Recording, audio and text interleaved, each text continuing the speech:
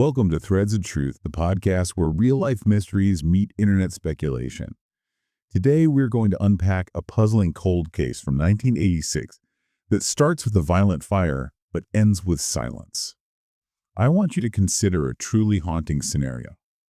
What if your vehicle was found burning fiercely on the side of a rural road, a total catastrophic loss, but you, the driver, were nowhere to be found? It's a terrifying thought. It really is. Yeah. And this is the terror, the confusion, and the overwhelming mystery that defines the case we are exploring today. The suspicious death of Aileen Ann Conway. Yeah, that image immediately signals the investigative challenge here, because the person at the center of this mystery, Aileen Ann Conway, was indeed missing when her vehicle was discovered. Okay. Aileen, who was 50 years old at the time, she was a wife and mother, deeply rooted in the community of Lawton, Oklahoma. And the incident itself occurred on April 29, 1986. Her vehicle was discovered crashed and completely burned, just gone, on a remote back road in East Comanche County. Right. And when the authorities first arrived on that isolated stretch of road, their initial thought, the heartbreaking assumption, was that this was a tragic, fatal car accident. Which makes sense, given the scene, a burned-out car wreck. Exactly. But that assumption, it didn't last long, not at all. The immediate discovery of highly suspicious details quickly shifted the entire investigation. How so? What did they find right away? Well, it moved rapidly from being treated as a routine traffic accident inquiry into a case. The Oklahoma State Bureau of Investigation, the OSBI, they eventually classified it as a suspicious death. Okay, so suspicious death. That's a significant label. It is. And our mission today really is to walk through the evidence that forced this classification change. We'll be relying heavily on the OSBI's subsequent theory that the crash was actually the staging of a much darker crime. All right, let's unpack the context then. Who is Aileen Ann Conway? You said 50, living in Lawton, Oklahoma. And the sources specify a detail that seems pretty critical. She was the wife of local Baptist minister Pat Conway. Yes, and that's important context for 1986 Lawton. Being a minister's wife meant a certain level of visibility, a role within what was likely a conservative, pretty tight-knit community. So not someone who could just disappear quietly without notice. Definitely not. That community anchor makes the nature of her disappearance and where the car was found even more shocking. She was Aileen Ann Conway. Sometimes you see it spelled Aileen.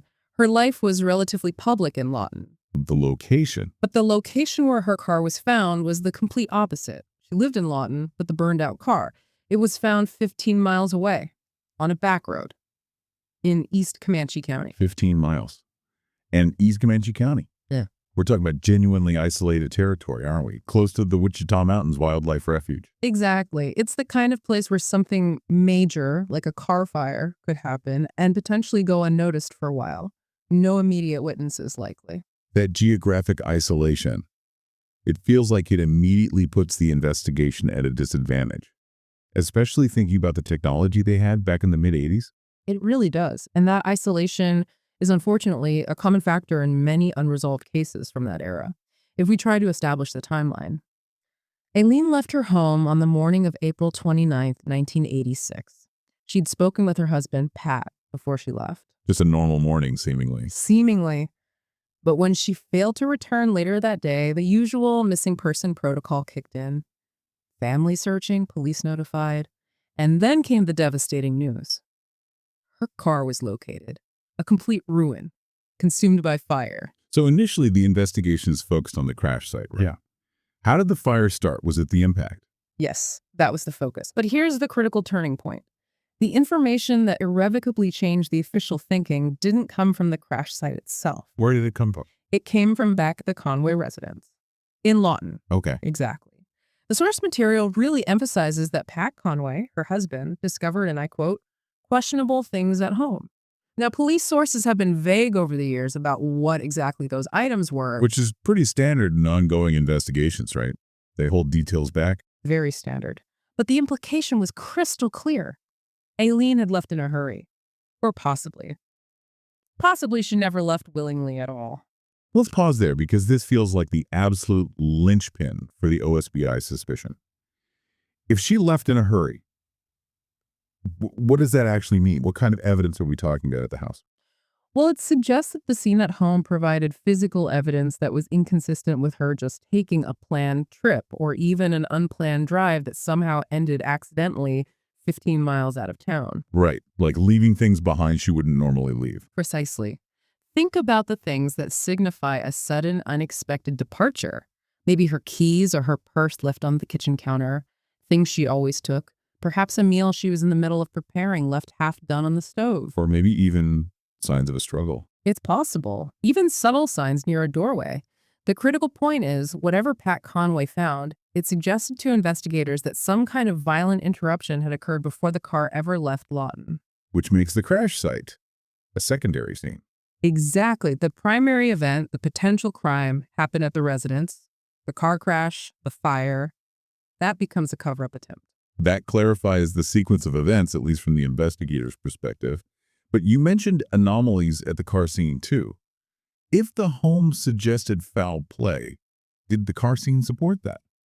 Well, yes and no. It complicated things. The crash site presented a kind of confusing paradox, especially if you're thinking about someone staging a crime scene. How so? On one hand, the car was absolutely destroyed by fire, burned to a crisp. A clear attempt, you'd think, to destroy any trace evidence, including the body. Her remains were later identified from what was found in the wreckage. So the fire did its job in a gruesome way. It did. But on the other hand, forensic reports noted something really significant. The vehicle lacked signs of accelerant. No gasoline, no kerosene, nothing like that. Apparently not detected, or at least not reported as detected back then. But wait, that's a fundamental inconsistency, isn't it? If you're staging a wreck to cover up a murder, wouldn't you douse that car in gasoline to make absolutely sure everything burns? Why wouldn't they use an accelerant? It's a great question, and it points to maybe one of two scenarios. First, maybe the staging was amateurish, done by someone panicking who just thought setting fire to the car's interior would be enough. Maybe they didn't know that. Okay, possibility one, amateur hour. Possibility two, and maybe more likely given how events might unfold, the fire was spontaneous. The perpetrators crashed the car deliberately, and maybe because of a ruptured fuel line from the impact, or perhaps an electrical short combined with leaking fluids, a fire started naturally. So the crash itself started the fire. Potentially, and if that happened, the perpetrators might have just seen the spontaneous fire as a lucky break. A gift, really. It allowed the evidence to be destroyed without them needing to use additional chemicals that could potentially be traced back to them. That's a fascinating distinction.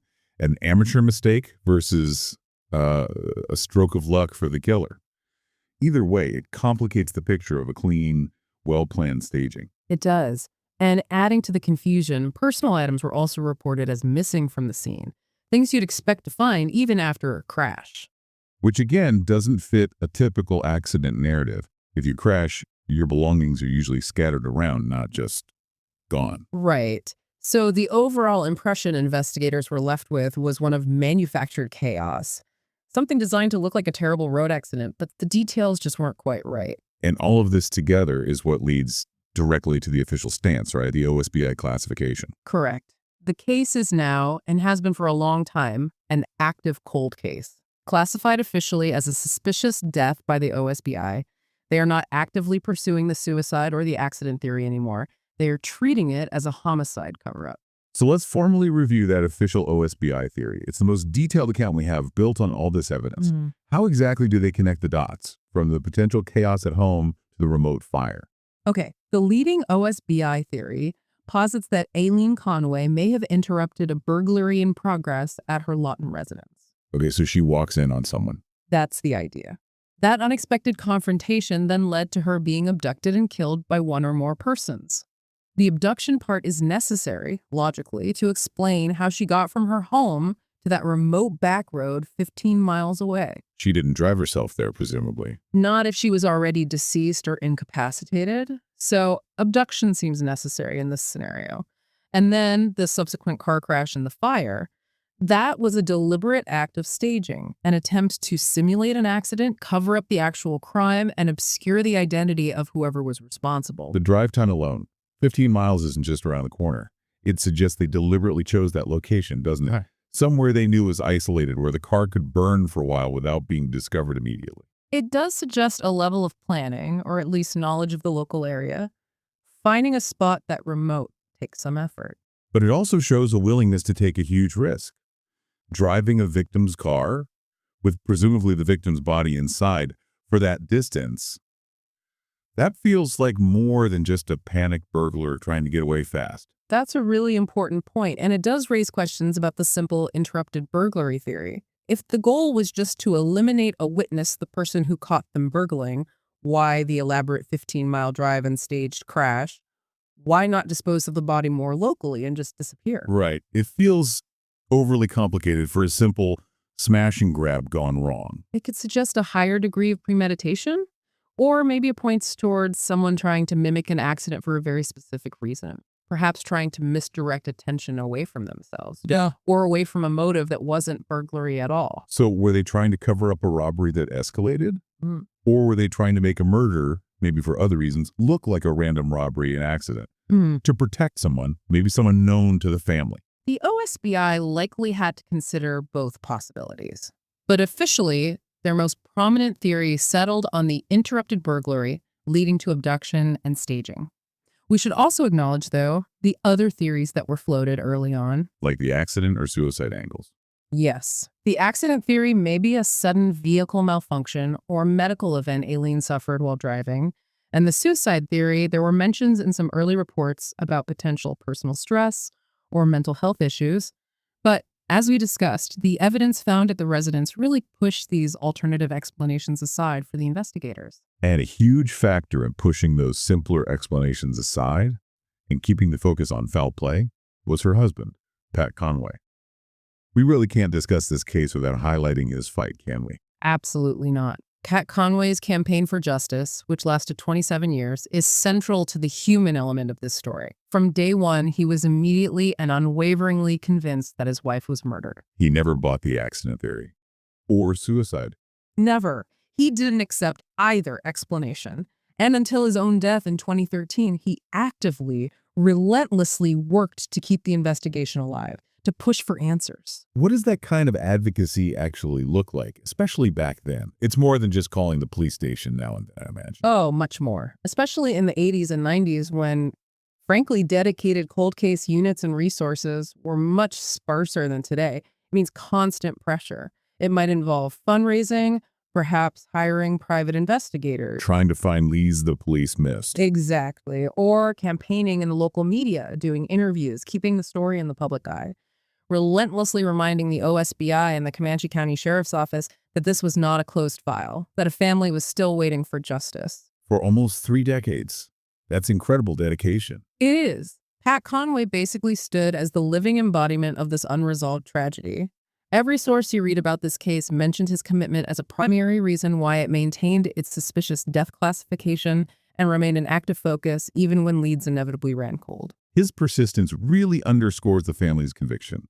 They knew Aileen, and they believed they knew what happened, or rather, what didn't happen. They didn't believe it was a random, isolated accident. Their conviction was palpable, driven by Pat's advocacy. So the evidence trail is just full of these conflicts, isn't it? Yeah. You have the home scene suggesting a violent, sudden disruption points to foul play. You have the remote location suggesting deliberate staging and premeditation. But then you have the forensic ambiguity of the fire, that lack of accelerant, which could suggest either amateur work or maybe even a spontaneous event that the killer took advantage of. It's this cocktail of conflicts, this lack of a clean narrative that seems tailor-made for public fascination, right? Huh.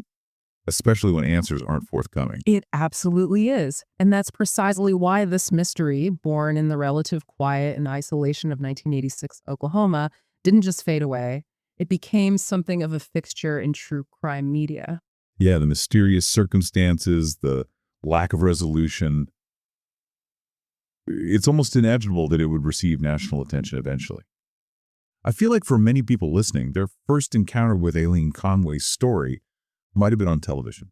You're likely right. The key moment for establishing its lasting public profile was when the case was profiled on the original Unsolved Mysteries television show. Ah, the classic, Robert Stack. Exactly. For those of us who grew up watching that show, it was the definitive platform for cold cases that just defied explanation. Getting featured on Unsolved Mysteries meant a huge surge in awareness. tips pouring in, sometimes from across the country. And crucially, it cemented a kind of blueprint for public speculation that lasts to this day. It really is the perfect template for that show, isn't it? Yeah. You got a seemingly normal life, pastor's wife in a small town, then a sudden, violent disappearance, a burned-out car in the middle of nowhere, and police officials essentially admitting they're stumped because the evidence points in confusing directions. That kind of narrative is incredibly fertile ground, especially for modern online engagement, where people can dissect every frame of that old segment. And that speculation thrives precisely because there's no official closure, right? Mm-hmm. When the police reports from '86 have these gaps, like, what exactly were those questionable things Pat Conway found? Or what was the definitive cause of the fire? Online communities just seize on those ambiguities. Absolutely. You see ongoing, incredibly detailed discussions on forums like Web Sleuths, Reddit. People are still re-examining the Unsolved Mysteries episode. They're digging for old newspaper articles, scrutinizing those inconsistencies we've been talking about. Okay, let's get into some of those specific internet theories, because they often pull the investigation in quite different directions, don't they? The suicide theory, for instance. You mentioned it was largely dismissed by OSPI, but it still pops up online. It does, usually because those early reports mentioned Aileen might have been dealing with some personal stress. It offers a simpler explanation for the disappearance than, say, abduction, But it fundamentally clashes with the physical evidence. it really does. Why drive 15 miles out to a remote back road to crash and burn your car if you're in distress? It seems overly elaborate and destructive. And what about the missing personal items? It just doesn't track logically for most people analyzing the case. Online discussions often pivot pretty quickly away from suicide because of the sheer complexity of the staging involved. Okay, so then you have the official theory, the foul play abduction theory. That's the OSBI's leading idea. Yeah. But even within that framework, the online sleuths debate who the perpetrator might have been, right? That's the core tension online. Was it a random burglar who panicked after being discovered? That fits the interrupted burglary part of the OSBI theory. But then why the 15-mile drive? Like we said, that feels risky and weird for a random burglar. Exactly. That's the counter-argument. The deliberate staging, the long drive, the focus on destroying the body and the car, does that point to someone more calculated, someone with a more personal connection or motive? Could the interrupted burglary itself have been part of the staging? Make it look random to cover up something personal? That's a theory heavily debated online. Maybe the perpetrators wanted investigators to think it was a random act of violence gone wrong, precisely to mislead them away from a domestic situation or another personal conflict. And that lack of accelerant we keep coming back to. Yeah. Online communities often seize on that. Does it mean the killer was sloppy? Or does it suggest someone maybe familiar with the family's routines, trying to cover their tracks very quickly, maybe benefiting from that spontaneous fire? It fuels endless debate. And we have to remember the context of the time, too. This case fits into that broader cultural anxiety, especially in the 1980s, about vanishing women, doesn't it? Oh, definitely. The 1980s, before the digital footprint we have today, no cell phone pings, no widespread CCTV, it produced a particular kind of terrifying cold case. Unexplained disappearances, especially those involving vehicles found under strange circumstances, tapped into a deep public fear about hidden dangers. Dangers lurking just beneath the surface of normal life. Exactly. When a vehicle is found like Aileen's was destroyed, abandoned, the driver missing under suspicious circumstances, it resonates with those fears. And the fact that there's so little concrete forensic data available from 1986, it just gives today's armchair detectives so much room to speculate, doesn't it? It provides incredibly fertile ground. They focus relentlessly on those inconsistencies we've talked about, the home scene evidence versus the car scene oddities. They're trying to fill in the blanks where the limited technology of the time simply couldn't provide definitive answers. It's almost like crowdsourcing an investigation nearly 4 decades later. The Unsolved Mysteries profile gave it the initial big push. But the digital age allows for this continuous, collaborative reanalysis. Details that might have been just minor notes in a police file back in '86 are now treated as potentially critical clues by thousands of dedicated people online. It's how Aileen Conway's story and the profound questions surrounding her death remains so fiercely relevant today. Okay, now that we've explored the evidence, the official theories, and the public reaction, let's try to synthesize this. Based purely on the evidence we've discussed from the sources, what are the most likely explanations? Where does the weight of the evidence fall? Well, if you synthesize everything we know, the weight really does fall heavily toward the abduction and staging theory. The absolute key reason is that evidence found back at the Conway home. The questionable things. The suggestion she left in a hurry or under duress. Exactly. That detail strongly suggests some kind of external force intervened in her life right before she disappeared. And that makes both a straightforward accident or a planned suicide seem highly unlikely. The OSBI's official classification as suspicious death clearly reflects this interpretation. The very fact that investigators publicly floated the interrupted burglary hypothesis suggests they must have had pretty strong indicators of forced entry, or at least some sign of a sudden, unexpected disruption at the house. It implies they saw something concrete there. But we still have to reconcile that core theory with the forensic ambiguity surrounding the car fire. Right. The staging was the attempt to destroy evidence, but the execution seems flawed, or at least confusing. Correct. As we analyzed that lack of detected chemical boosters, it points to either a very amateur perpetrator who maybe just relied on the car's own fuel and materials to burn, hoping for the best, or they got lucky. They benefited from a spontaneous fire caused by the crash itself. Either scenario, though, confirms the underlying intent was likely to mask the crime of murder and make it look like a tragic accident. But the central tragedy remains completely unresolved. Completely. The identity of the perpetrator or perpetrators and the exact cause of Aileen's death, those remain utterly unknown.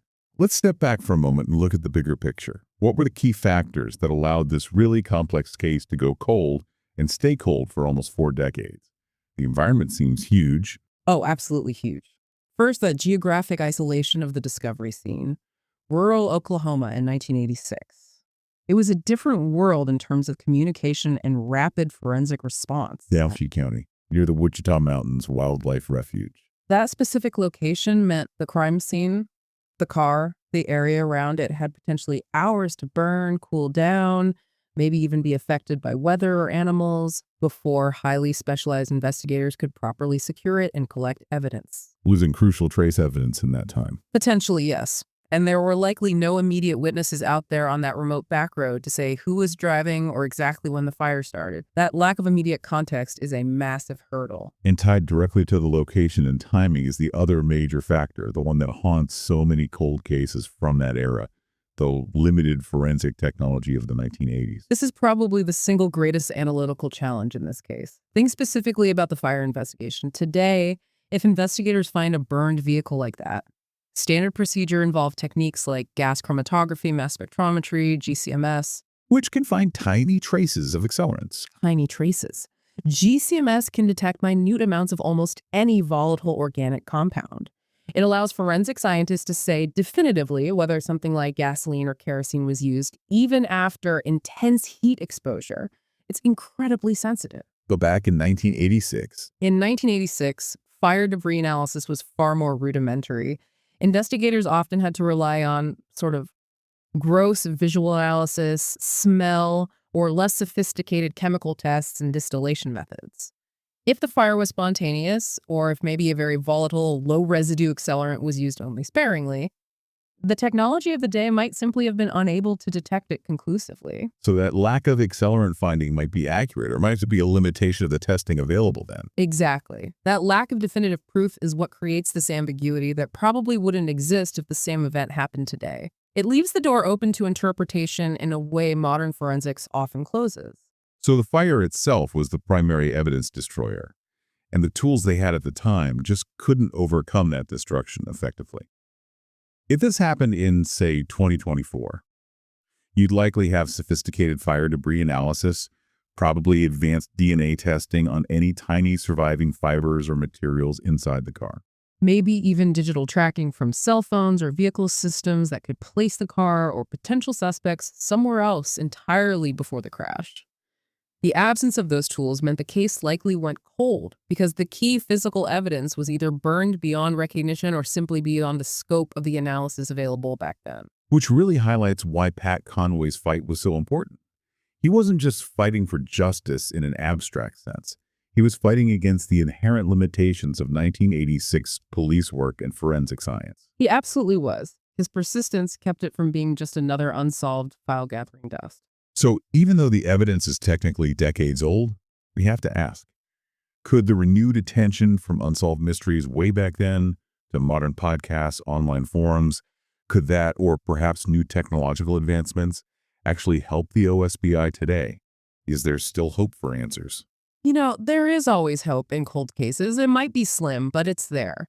If the original physical evidence collected back in '86, maybe remnants of the car that were preserved, specific items recovered from the house, or even archived autopsy tissue samples, if that evidence was stored properly over the decades. Then modern forensic methods could potentially be applied. Potentially, yes.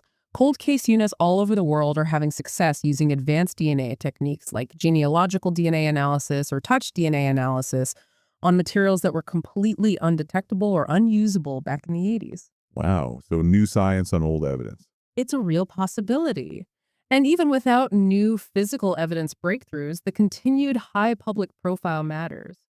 It means there's always a chance that someone who knew something back then, maybe someone who was bound by silence or loyalty or fear decades ago, might now feel compelled, perhaps as they get older, to finally come forward with what they know. A guilty conscience, or just a desire to finally set the record straight?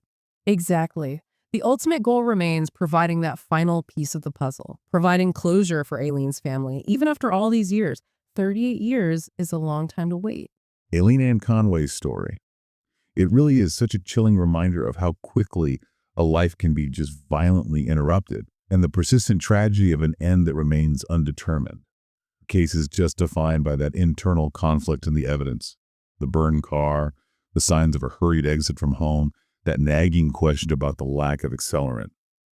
Each detail just raises another question that still demands an answer. It leaves behind this profound legacy of doubt, doesn't it? And unanswered questions, especially for the family she left behind in Lawton. Yeah. And that lack of certainty, that official ruling of suspicious death, but without a named perpetrator. That has to be the heaviest burden imaginable for any family to carry for so long. It truly is. You just hope that the continued interest and maybe those potential advancements in technology keep this case firmly on the OSBI's radar, that they haven't given up hope either. Next time on Threads of Truth, we head into the Great Smoky Mountains, where a 6-year-old boy vanished without a trace during a family outing. The search for Dennis Martin still haunts investigators to this day.